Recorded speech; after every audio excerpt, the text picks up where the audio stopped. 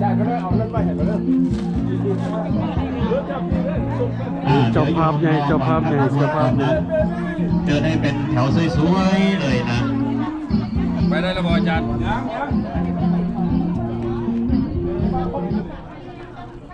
ฟังเด้อเดี๋ยวรอบครึ่งเนี่ยจะพาสวดอิติปิโสส่วนรอบสุดท้ายแล้วจะให้ฟ้อนรอบสุดท้าย4ฟ้อนปฏิทัยหลุดตีก่อนแนมมองได้แนมกล้องอาจารย์เวียนกล้องอยู่ไหนล่ะถ่ายข้างหน้าได้ดินะถ่ายวิดีโอบอกครับโอ้ใช่ผู้ใดชูรคนเจ้าจะมาทางนี้เป็นไหวบอนี่มาทางไหนก็ไหวมาเด้อใครฟังเด้อผู้ใดอยากมาคนสิถือรอบแรกใครอยากมาถือไปกับมาขอถือน้ำเงินได้ดิรอบต่อมาบอกก่อนเด้อนี่เด้อก็เพื่อนอยากถือคือกันนะเดี๋ยวสวัสดิ์มาบอกกั้งโฮมไปใส่กั้งโฮมเงินเนี่ยคือบอกมากั้งโฮมอยู่ใส่เนี่ยไอ้ตะวันต้นยังไงน่ะเงินเนี่ยนะเงินย้อนมีผู้สูงอยู่ผู้ใดถือใครถือลองก่อนนิดหนึ่งคนไม่ตกคนถือนะกล้องเงาเพียนกล้องไปเลยกล้องถ่ายเห็นแล้วคนจะเอากล้องผมไอ้พี่ก็ได้เดี๋ยวรอก่อนรอกันโฮมพอต้องมีไปเบิ่งไปพอต้องมีไปขนมเปี๊ยะเอาใหญ่เสียวมากเลยเอาถือรอบนี้ถือนาตัวถือรอบหน้าเป็นวันนี้เปลี่ยนกันเดี๋ยวรอก่อนเด้อโยมฟังเรื่องกติการอบที่1เนี่ยแต่ส่วนอีพี2รอบแรกเท่านั้นนะรอบที่2ที่3จะให้ดนตรีจะให้ดนตรีห้องเลยตัวมีห้องมาระบต้นเงินมาระบอต้นที่ห้องโอ้ยังคล้องวันนี้เถอะไปเอาคล้องเองครบ3รอบมายืนอยู่ตรงนี้เด้อที่ไทยรูปโมได้บัตรทันไหนนะพ่นครบ3รอบผลมาแล้วว่ายกโตไปเอาเพชรเราบอกเอามาบอลหรือบ่เดี๋ยวมากำลังมาคนลายขนาดยางไว้ก็ได้โยมยกใครมีผ้าไตรยกผ้าไตรขึ้นทั้งสูงขึ้นก่อนยกขึ้นทั้งสูงกันนะถ่ายรูปไว้ไปสูงกับมัวพอเห็นแล้ว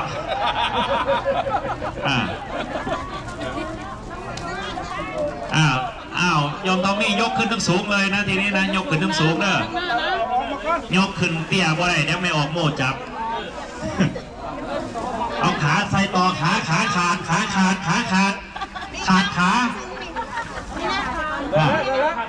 เอาขาใส่ขาใครเอาขาใส่ขาดิใหญ่ขาขาดดิขาขาดต้องเรียกไม่ออกโม่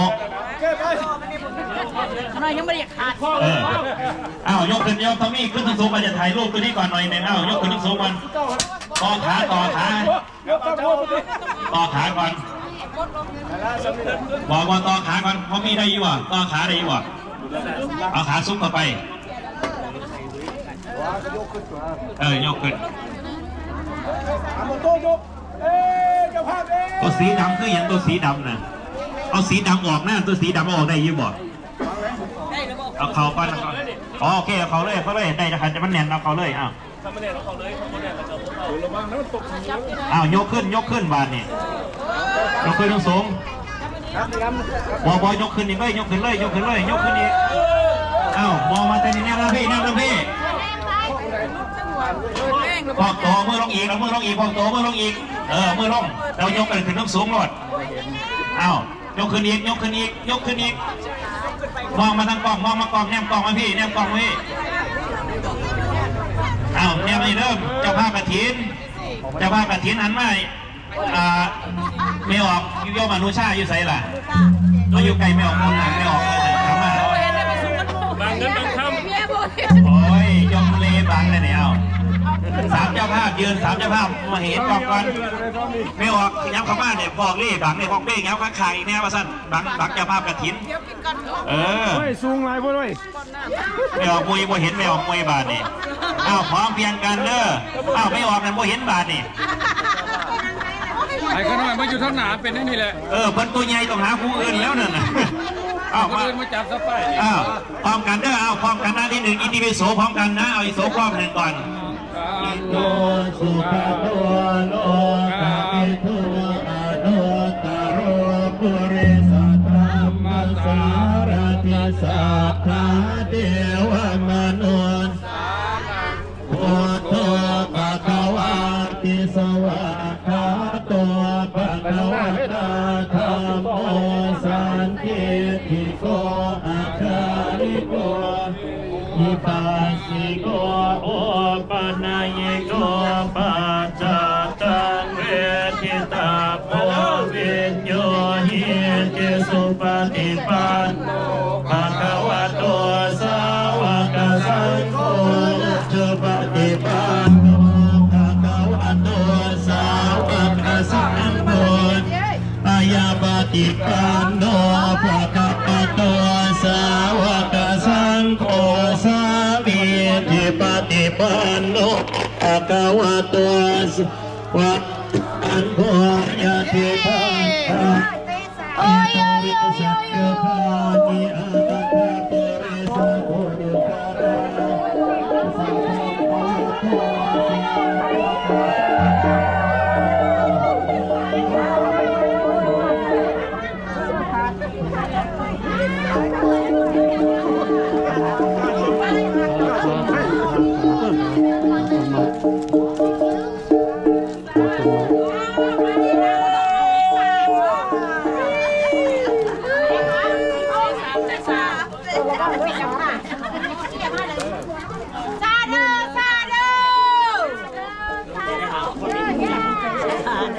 อันจะแปลคอยฟังดูซ่าเด้อซ่านี่มันหยังซ่าอยู่ได้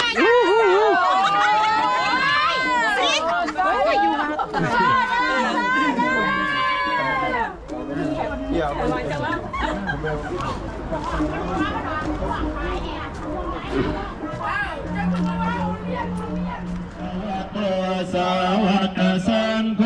สามีจิปฏิปันโนภะคะวะโตสาวกสังโฆยะติทังจัตตาริปริสัทนิอาตาปริสัพพะระเอสะภะคะวะโตสาวกสังโฆอาหุนายโยปาหุนายโยปา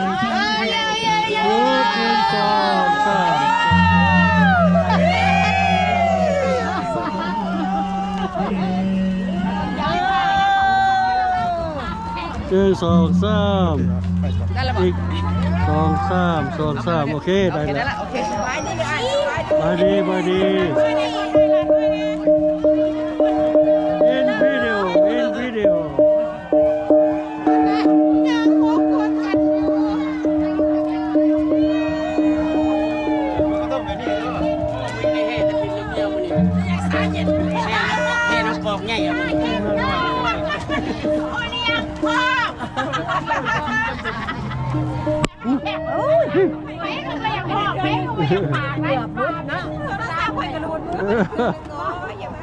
ธรรมดามันมีตัวจับอยู่นะไม่ได้ใส่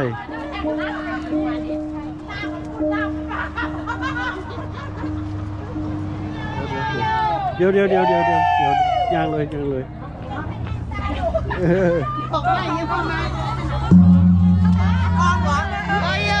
ึ่งสองสามถ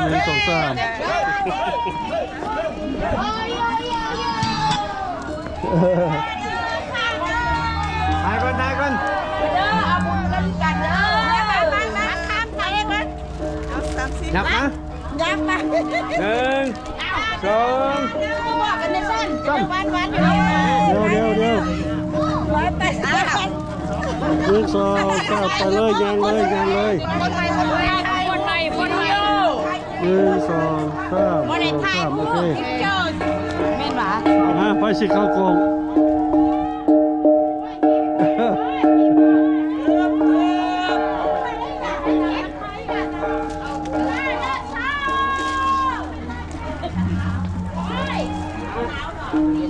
ย่า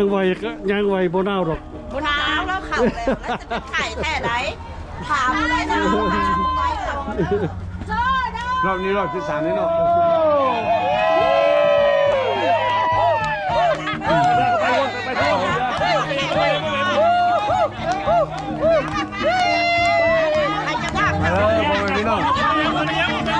ตำโคตรกองไว้ทีจำมาดูไม่ดูก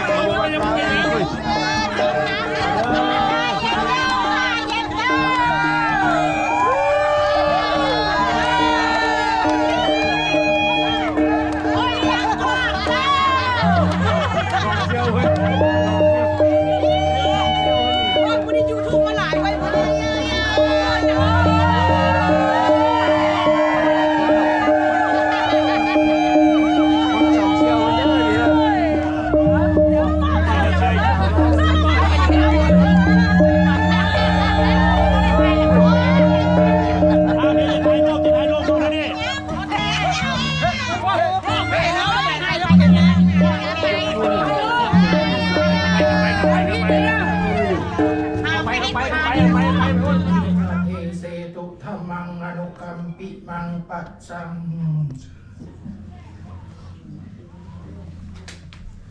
นะโมตัสสะภะคะวะโตอะระหะโตสัมมาสัมพุทธัสสะนะโมตัสสะภะคะวะโตอะระหะโตสัมมาสัมพุทธัสสะนะโมตัสสะภะคะวะโตอะระหะโตสัมมาสัมพุทธัสสะสุขาสังคัสสะสามัคคีติขอนอบน้อมแด่คุณพระศรีรัตนตรัยอันเป็นที่ยึดเหนี่ยวจิตใจอันเป็นหลักไสในทางพระพุทธศาสนาขอถวายคารวะมายังพระมหาเถระนำผ้าเป็นประมุขประธานโดยญาติฐานสมปองสุขิโตพร้อมด้วยคณะสงฆ์หมู่ใหญ่มีพระเทรานุเทระทุกรูปที่เคารพอย่างสูงขอเจริญพรขอความผาสุกเย็นความเจริญในศีลในธรรมจงบังเกิดมีแด่สาธุชนคนดีผู้แสวงหาคุณงามความดีผู้ใฝ่ในศีลในธรรมทั้งหลายวาระจากนี้ไปจะเป็นเวลาของการสดับธรรมะมันเป็นคำสอนในทางพระพุทธศาสนาเพื่อประคับประคองสลองศรัทธาและส่งเสริมสติปัญญาของสาธุชนทั้งหลายจนกว่าจะเสี่ยงสุดแก่เวลาสืบต่อไปเบื้องต้นอาตมาภาพในนามได้รับสันธามติจากคณะสงฆ์ผู้จำพรรษาถวนไตรมาสในอาวาสแห่งนี้ได้เป็นรูปที่หับอานิสงส์หรือว่าหับผ่ากฐินในพรรษาปีพุทธศักราช 2568 นี่ก็ขออนุโมทนาคณะสงฆ์หมู่ใหญ่และก็สาธุอนุโมทนาเจ้าภาพกฐินสามัคคีทั้งหมดโดยมีศรัทธากกศรัทธาเข้าหรือผู้นำพามี3ครอบครัวได้แก่ครอบครัวยะนางรัตนาดันตรียะนางปาลีวงพระจันทร์พร้อมครอบครัวและฐานอนุสาแก้วคำผุยพร้อมครอบครัวมาณโอกาสนี้ด้วยท่านสาธุชนทั้งหลายบุญกฐินนั้นเป็นเรื่องของประเพณีที่เฮาได้เฮ็ดกันมาฉลองกันมาประพฤติกันมาหลายชั่วอายุคนแล้วท่านสาธุชนทั้งหลายกฐินเป็นทานเอิ้นว่ากาลทานและจัดในประเภท สังฆทานบ่ได้เฉพาะเจาะจงแก่ภิกขุรูปใดรูปหนึ่งกฐินเป็นเรื่องของผ้าแก่ภิกษุผู้ที่จำพรรษาที่ขาดในการพัดเปลี่ยนผ้าเก่าไปสู่ผ้าใหม่กฐินเป็นเรื่องของสังฆกรรมและกฐินยังเป็นสื่อของไม้ที่เพิ่นขึงให้ขึ้นรูปแบบของผ้าซึ่งมีลักษณะเป็นหลายๆตอนเมื่อเบิ่งอยู่ไกลๆแล้วก็เปรียบเหมือนธงหน้าหรือคันหน้าเพราะฉะนั้นบุญกฐินเฮาจริงเสือถือกันมาว่าเป็นได้บุญกุศลหลายทั้งผู้รับและกับผู้ให้ทาน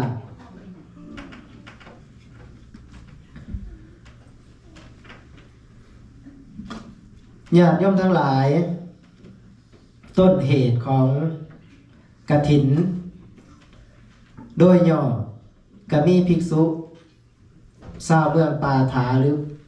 ปาไทยรัฐได้มีจิตเคารพในพระพุทธเจ้าอยากไปขาบคารวะเพื่อนอยู่ที่วัดพระเชตวันมหาวิหารเมืองสาวัตถีในปีนั้นเองเพื่อนก็เดินทางไปฮอดเครื่องทางกับได้เข้าพรรษาก่อนก็เลยจำพรรษาเมื่อจำพรรษาแล้วก็ออกพรรษาแล้วฝนกำลังตกเพราะว่าเป็นปลายฝนต้นหนาวก็ยังบ่แห้งขาดปานใดก็เฮ็ดให้เปื้อนเมื่อไปถึงเข้าเฝ้าพระพุทธเจ้าเพิ่นจึงตรัสถามว่าภิกษุทั้งหลายอัตภาพยังความเป็นไปให้สะดวกอยู่บ่การอยู่รวมกันมีความผาสุกความเย็นมีความสามัคคีกันดีอยู่บ่ภิกษุทั้งหลายก็ตอบตามที่พระพุทธองค์ถาม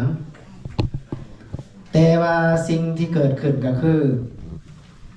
ผ้าเพิ่นเก่าหลายเนี่ยเพื่อนจริงเป็นพระบรมพุทธานุญาตในเบื้องต้นเป็นปฐมเหตุให้ภิกษุเมื่อจำพรรษาครบ3 เดือนได้ตรวจไตรมาสแล้วให้แสวงหาผ้ามาสักมาเย็บมาย้อมและมอบให้พระภิกษุรูปใดรูปหนึ่งที่สมควรอันนี้คือต้นเหตุบัดนี้บอกเรื่องพระอานิสงส์ในการทำกฐินเพิ่นพรรณนาไว้แก่ผู้จำพรรษาทวนไตรมาสก็คือพระสงฆ์1เพิ่นว่าจะเดินทางไปทางใดบ่อนุญาตก็ถือว่าใช้ได้2บ่จำเป็นต้องถือผ้าจีวรหรือว่าผ้าไตรครบ3ผืนได้4เมื่อหากินนิมนต์แล้วโดยวินัยของพระเพิ่นสิสันแยกผ้าเข่าแม่นก็สามารถสันโฮมกันได้3สามารถหับอดิเรกจีวรหรือว่าผ้าไตรจีวรเพิ่มก็บ่เป็นหยังสุดท้ายก็คือลาภสักการะที่เกิดขึ้นในแก่ภิกษุผู้การกฐินแล้วย่อมเป็นของภิกษุเหล่านั้นฝ่ายญาติโยมกาเฮาเชื่อว่าการได้ร่วมกินร่วมทานในบุญกุศลเรื่องกฐินนี่เป็นเรื่องที่มีพลานิสงส์หลายมีพลานิสงส์หลายยิ่งโดยเฉพาะคือปีนี้เป็นกฐินสามัคคีก็เป็นเรื่องของความหักความแพงเดิมเรื่องกฐินเป็นเรื่องของผ้ากฐินเป็นเรื่องของสังฆกรรมและกฐินเป็นเรื่องของความสามัคคีแล้วดังอาจารย์ได้ยกเป็นหัวข้อพระธรรมเทศนาสุขาสังฆสะสามัคคี ความห่วมใหม่ห่วมมือความเป็นน้ำหนึ่งใจเดียวกันความพร้อมเพียงแค่หนากันในหมู่คณะนำมาเสริมความสุขหรือว่านำความสุขมาให้อาตมาใครขอยกเรื่องเล่าว่ากฐินนี่เป็นของเบิดสุคน ในเบื้องต้นพระพุทธองค์อนุญาตให้ภิกษุสอบแสวงหาผ้ากฐินแต่ต่อมากะทุกคนสามารถเป็นเจ้าภาพกฐินได้พระพุทธองค์อนุญาตเฮาชาวพุทธญาติโยมจึงได้สืบต่อปฏิบัติสุปีเฮาเห็นเช่นนี้ว่าโดยพระนิสงส์ผู้ที่ร่วมกฐินนี่ได้บุญทุกส่วนแมวมันมีเรื่องหนึ่งเรื่องเศรษฐีมีชื่อว่าสิริธรรมเศรษฐีในสมัยพุทธสมัยพระพุทธเจ้านามว่ามหากัสสปะกามือหนึ่งกะในสมัยพระกัสสปะสัมมาสัมพุทธเจ้ามีเศรษฐีก็เลยอยากเฮ็ดกฐินไปทอดถวายก็เลยแจ้งให้ประชาชนรู้ว่าผู้ขาสิตั้งกฐินเท่านั้นมื้อเท่ามื้อ6 มื้อ 7 มื้อชาวบ้านชาวเมืองก็ประกอบส่วนครบงั้นคือญาติคือโยมเบ็ดในยุคปัจจุบันนั่นแหละแต่มีชายคนหนึ่งเป็นผู้รับใส่เกี่ยวหญ้าไปเลี้ยงม้าเกี่ยวหญ้าไปเลี้ยงสัตว์ให้แก่เศรษฐีจนบ่จักสิเอิ้นชื่อเพิ่นก็เลยว่าตั้งชื่อว่าตินบาลก็คือผู้รักษาสวนหญ้าแนวแล้วก็มานั่งคิดในใจโอ้เพิ่นว่าบุญกุศลนี่คือได้บุญหลายแท้ผู้เพิ่นเป็นเศรษฐีก็ย้อนเพิ่นได้กินได้ทานมาก่อนเนาะเกิดมาชาตินี้ก็เขาวนำโภชนาอาหารก็สมบูรณ์ผู้อื่นก็คือการได้กินได้ทานก็ได้มีโอกาสร่วมกินร่วมทานกับพี่กับน้องเฮาเด้ซั่นบัดนี้เฮาเสียใจไดเนาะเกิดมานี่คือลำบากแท้การตัดสินใจเด็ดขาดบ่มีหยังแล้วก็เสียสละผ่าไปขายท้องตลาดก็บ่มีผู้อยากซื้อ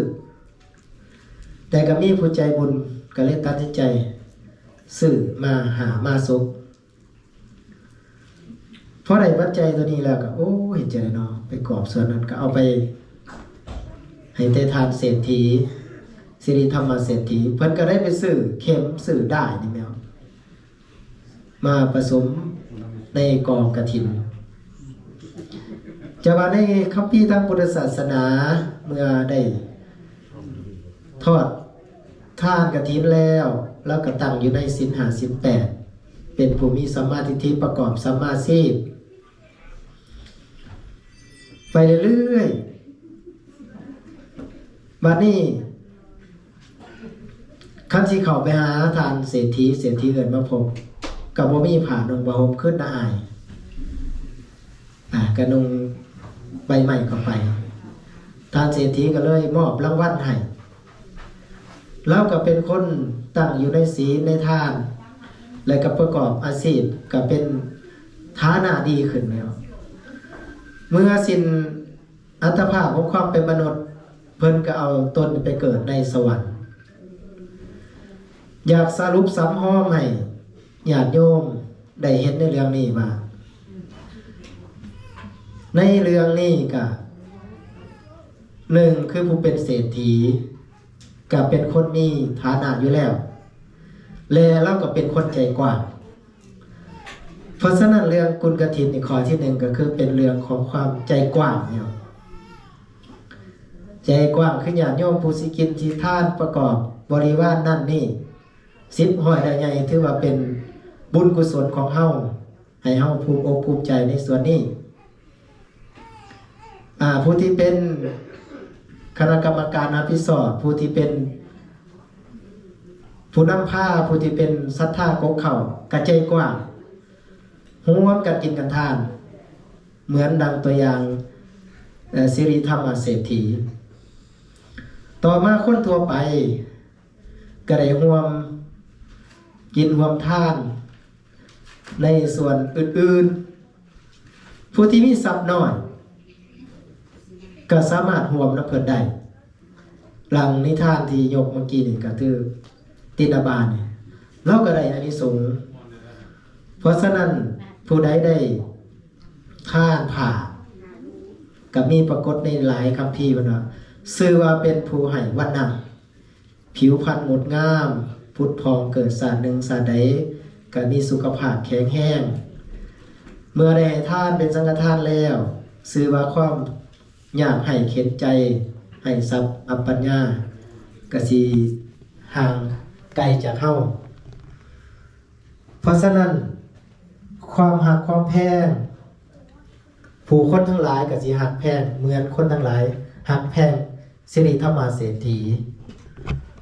เพราะฉะนั้นมื้อนี้อาตมาภาพได้ปรารภเพื่อสรองศรัทธาพอสมควรแก่เวลาหวังว่า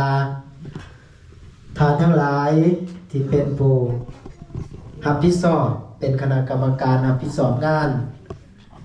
เป็นกบเป็นเข่าเป็นเหงาเป็นประธานทั้ง3ครอบครัวยะนางรัตนาครอบครัวยะนางปารีครอบครัวทานอนุสา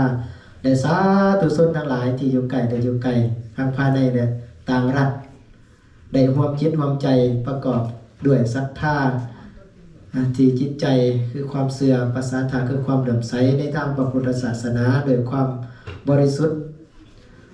ด้วยความเต็มอกเต็มใจในการให้ทานในมื้อนี้หวังว่าบุญกุศลของทานทั้งหลายหวังว่าบุญกุศลของพ่อแม่ครูบาอาจารย์ที่ได้เมตตามานำเป็น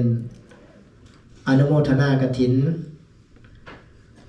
หวังว่าบุญกุศลของสาธุชนที่เกิดจากการให้ทานรักษาศีลขนขวายช่วยเหลือฟังเทศน์ฟังธรรมในอดีตก็ดีปัจจุบันขณะนี้ก็ดีคงจะเป็นพลานิสงส์อุ่มสู้อยู่นู้นให้ทานทั้งหลายเป็นผู้มีความจบงามในชีวิตผิววรรณะผ่องใส